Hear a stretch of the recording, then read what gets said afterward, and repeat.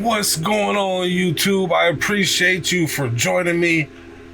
This is gonna be about the Sacramento Kings. If you don't know already, it's probably pretty obvious, but I want to say thank you for joining me. Stay tuned. I got some really good things I want to say about the Sacramento Kings. And it is Friday the 13th, so I got some especially creepy music going on for you. Hey, on the show today, I'm going to be talking about, should the Sacramento Kings buy out Demar Derozan or Russell Westbrook? There's been a little bit of noise, but is Doug in danger of losing his job? Also, are the Kings being blown out showing a bigger issue? All that and more up next. Don't go anywhere. Yes, thanks for joining me on a Friday the 13th Friday. And yes, it is Friday the 13th. Hopefully you guys are all safe and everybody is well. And I just want to say, welcome YouTube. Thanks for joining me.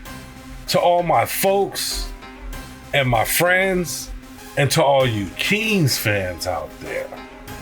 It's your guy, Jay Woods, aka Shy the Man, and I'm back at you with another episode of The Kings Cup of Joe with Jay.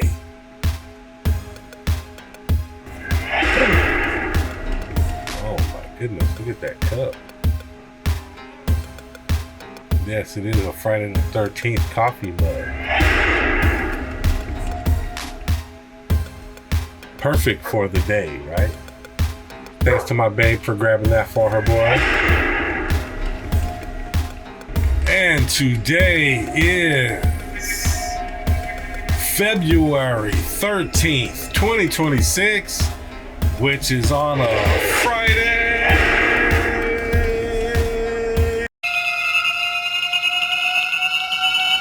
Yeah, Friday the 13th.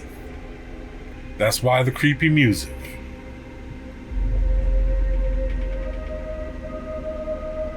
And the creepy cup. Yes, it's Friday.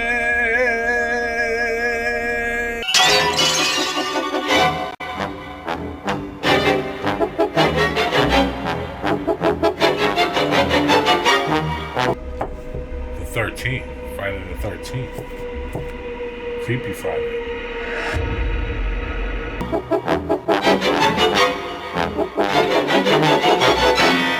Thanks to you for joining me on a Friday the 13th.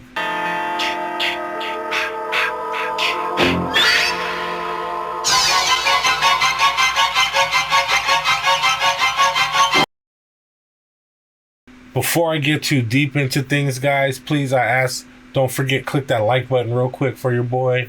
Also, if you're into Kings Talk, Kings News, Kings Analysis, you're going to love this channel. Subscribe. Wherever that subscribe button is, subscribe for your boy. I really appreciate it. Also, if you can make a comment, comments help the channel as well.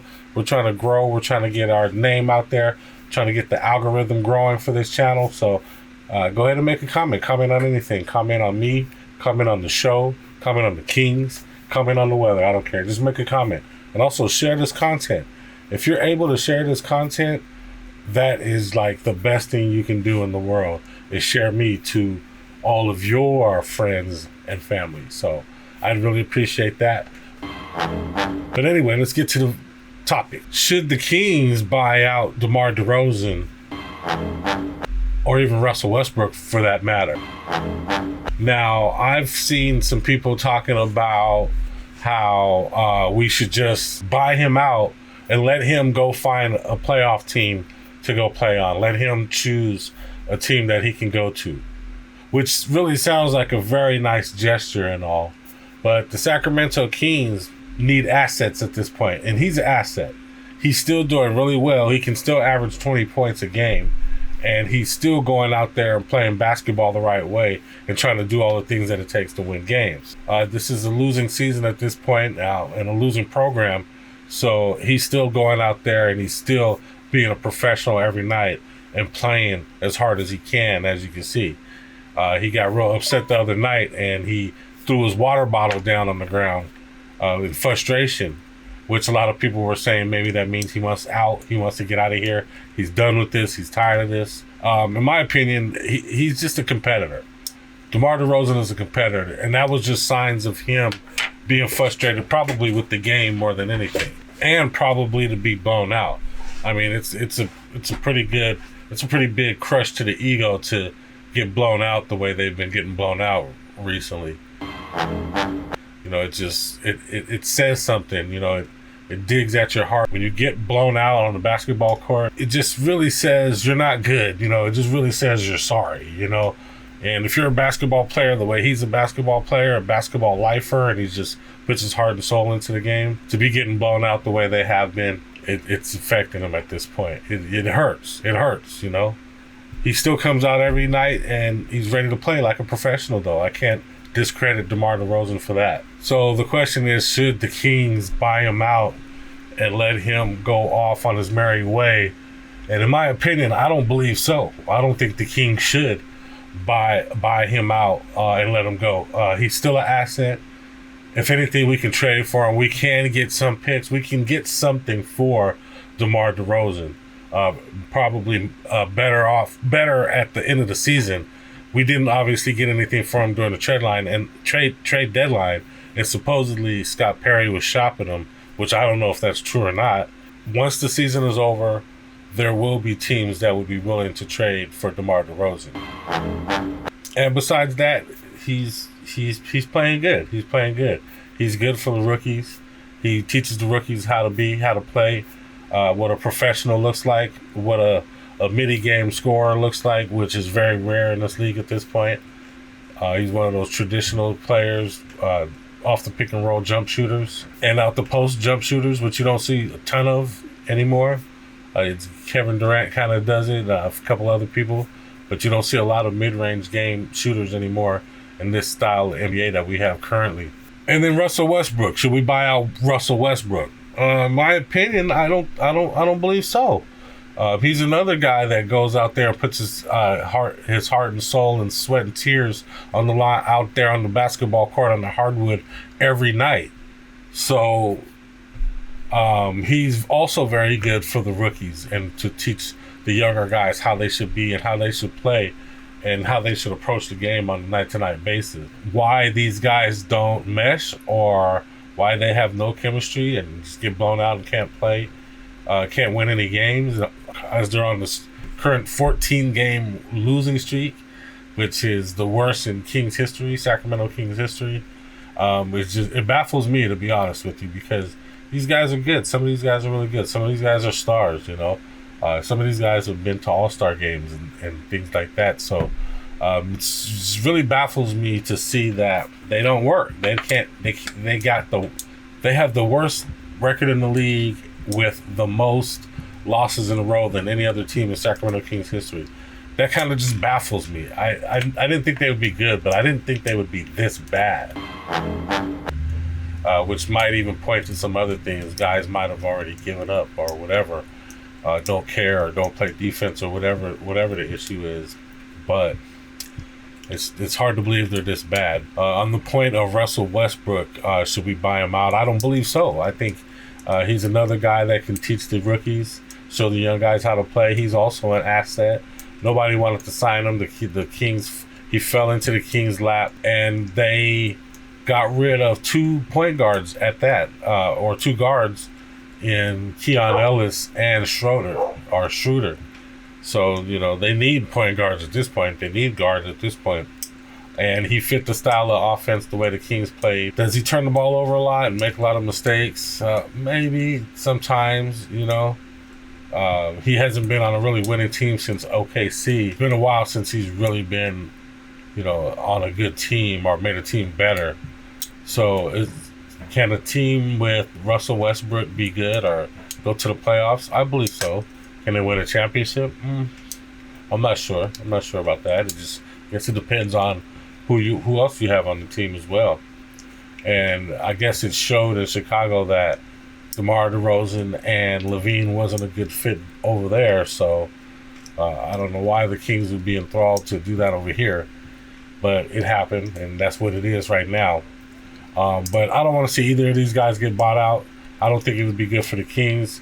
I believe they are still assets to where you can at least get second rounders or something for these guys, or another veteran for these guys. And at the end of the season, we'll see. We'll see what happens then.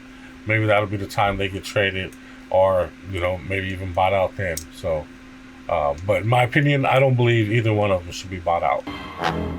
And my next topic is Doug Christie on the hot seat? Is he in danger of losing his job? Doug Christie, he came into the season with high hopes, I believe. I think he did, teaching his guys and coaching his guys a certain way. I think he tried to be hard-nosed, tough guy. Wants guys to show energy and prove it on defense. How much of an offensive coach he is, I'm not sure. It doesn't seem like he calls a ton of plays. I'm sure he has plays. And how he's done up to this point so far, I believe has been okay. Maybe if I had to grade, I would say maybe C or maybe even D. And I'm a Doug Christie guy. I love Doug Christie. I wanted to see Doug Christie coach this team. I wanted to see that. That's to say that, are there things that he can do better? I definitely think there's things that Doug Christie can do better. Is there things that he's learning? Probably. One thing I think he can probably be better at is calling offenses. Maybe his offensives, he needs to have a system or a foundation offense that's pretty standard for the team and what they know they should be running, and then make some other plays off of that. His substitution and his rotations, I believe he has full control of that. I don't know if anybody was getting involved with that or telling him what to do in any kind of way. I don't always agree with his rotations. And I feel like that happens with me and a lot of coaches, to be honest. I don't understand a lot of coaches' rotations. Even when Mike Brown was here, I didn't understand all of Mike Brown's rotations either. All the way back to whatever coach you can think of, sometimes their rotations, I didn't understand. I don't understand them sometimes at times. So, and everybody's different, and everybody believes basketball should be played in different ways, So does that probably happen a lot or all the time? Maybe. I think other people feel the same way too, though. Sometimes his rotations are a little wonky. But do I feel like he's on the hot seat or he's in danger of losing his job at all? I don't believe so. I don't think so. I think this first year was not a prove-it type year for Doug Christie. And I think everybody understands Mike Perry to the owner, Vivek Ranadive, that it's the talent, it's the team or lack of talent. It's the chemistry of the team. I don't believe he will be judged on the way this team has been playing or has played. Even though, you can say, people might say, would they have done better or have a better record if a different person was coaching, or if a really good, proven coach was coaching? Who knows? I'm not sure. I don't know. Obviously, for sure. But who's to say? Who's to say if Mike Brown was in here, they wouldn't have a better record? It's possible. Has Doug Christie been perfect? I don't think so at all. Not even close. And I'm, like I said earlier, I'm a Doug Christie guy, and I wanted him to have the opportunity. Do I regret it or think it was a mistake? No, I don't think so. I think he's growing with the position. I think he's changed perspectives as well from the beginning of the season to now. I think the way he coaches is a little different, and the way he presents himself to the media, to the team, is different. So I think he's learning and growing as we go along, as well as any new coach would. And he's been assistant coach for a long time, so it's not like he hasn't been around coaching or hasn't coached these guys at a high level. But being the head coach, this is his first go around. So we'll have to see. We'll have to see how his philosophies and his thinking and his teachings, how they go next year when he has better players. If he has better players, hopefully. I think he's lockstep with Scott Perry. I don't believe Scott Perry is going to judge him on this season. I feel like Scott Perry is behind him in a lot of ways, and that they agree on a lot of things. And I feel like they talk a lot or often. I feel like that's what Scott Perry says. It seems like he's in communication with Doug Christie. So, in my opinion, I don't believe Doug Christie's in the hot seat. I don't think Doug Christie's going to get fired at the end of the season or anything like that. You never know. You never know in basketball. Things can change and turn in an instant. So is it possible? Yeah, it's possible. Will it happen? I don't believe so. I think he's going to get at least another year to show what he has. At least another year. And he probably shouldn't be judged on this season, because this team has no chemistry at all. And now at this point, it's a bunch of rookies playing each other, basically a bunch of rookies out there developing, which I have no problem with at all. So is Doug Christie in danger of losing his job, losing the head coaching position of the Sacramento Kings? I don't believe so. I think Doug Christie's just fine. He'll be back next year, and he'll have another season to show what he can do. And my last topic, man, these blowouts. What does it mean? What does the blowouts mean for the Kings? In my opinion, I think there's guys that have checked out of the season and are probably not really going out as hard as they can or need to. That a lot of guys, these are $1 million athletes, they don't want to get injured.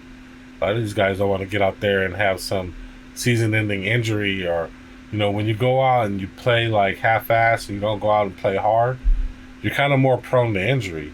And I don't think these guys want to get any kind of ACL, MCL, any type of sprain, or any, they don't want to get their Achilles torn, or, they don't want to have none of those bad injuries. So a lot of these guys there's a lot of guys sitting the bench currently for the Kings. And there's a lot of starters and starter level guys that haven't been playing. And are they injured? Probably. Are they so injured that they can't play? Probably not.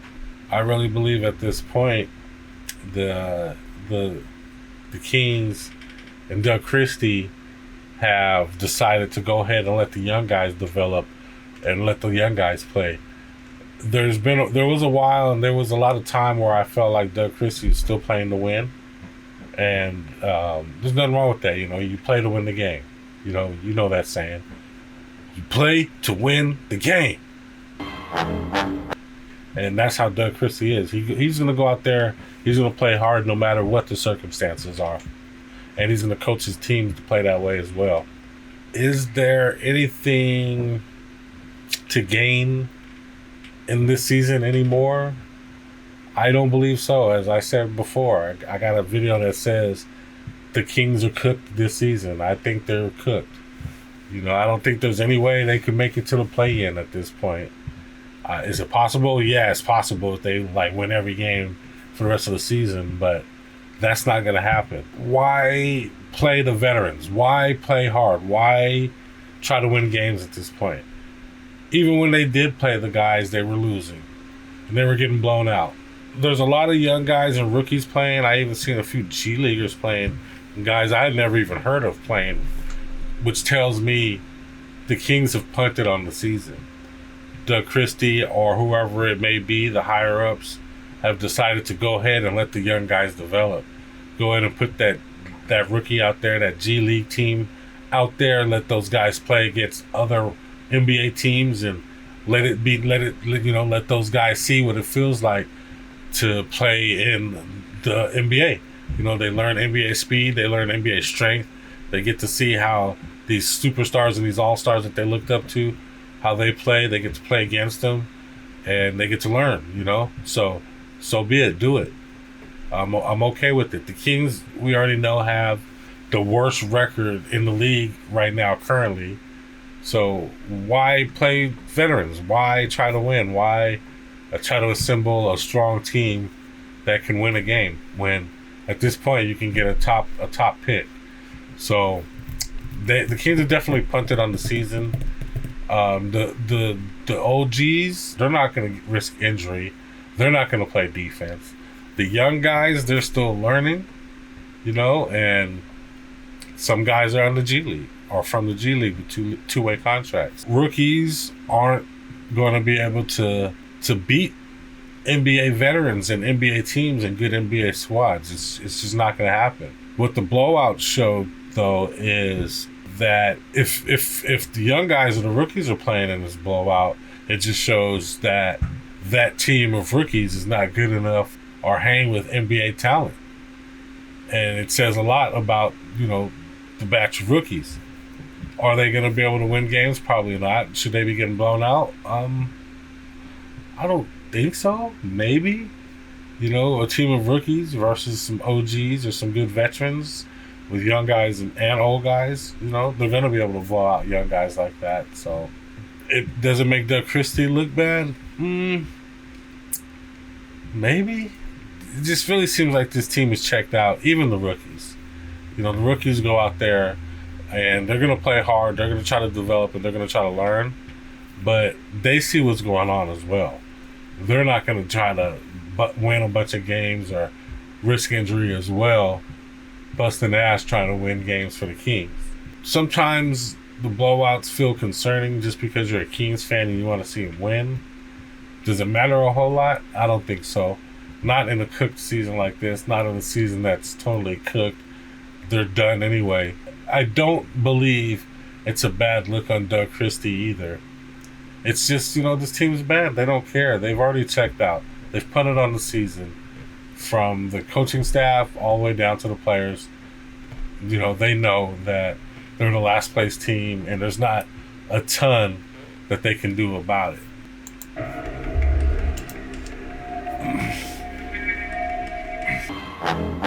And that's, some spooky stuff to see. The Kings getting blown out. That's just some spooky stuff to know about, right?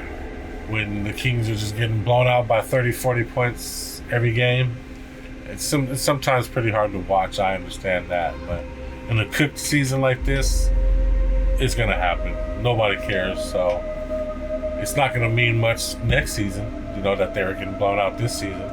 If the Kings are able to actually get some good players and get some chemistry and win some games next year. So I don't really think it matters. The blowouts matter. I know it's hard to watch. Keep watching, keep checking them out just to watch players. Just check out players, check out how some of these rookies are developing and things like that, and you'll get some kind of enjoyment out of the games, just seeing the rookies develop and watching some of these guys score, like how Maxime Renal had, he had 20 points and like 19 rebounds. 25 points or something like that and 19 rebounds, which is great. It's great. It's great to see those guys developing like that. So watch the games for that. Watch for the rest of the season for that. And that's pretty much all that I have on this Friday the 13th. I appreciate you for watching me. I appreciate you for watching this far. If you have watched this far, please click that like button for your boy. Click that subscribe button. Make a comment. Share this content. Do all those things. I appreciate you. It really helps the channel. We're trying to grow. And if you can do those things, it really helps. It really does. So click that like button. Click the subscribe button. Make a comment. And share this content. Thank you. And man, this Friday the 13th music is creepy. It's not even really music. It's more like just sounds and like ambiance. Like ambient music. Oh, there it is. The little synths right there. I recognize that. It's not just that chop, chop, chop, chop. Kill, kill, kill, kill. And I want to tell you guys out there that are still watching, thank you for watching. Thank you for joining me on this Friday the 13th. Hopefully you'll come back to the next video because you subscribed and you hit that notification bell. We're going to do some more fun stuff. We're going to have some documentary style stuff. We're going to do some live game watching. So you're going to want to be there for that. So go ahead and subscribe so you get notified and I'll be a part of your algorithm and I appreciate that. That's all that I have. That was my cup of Joe. French roast, 1 creamer.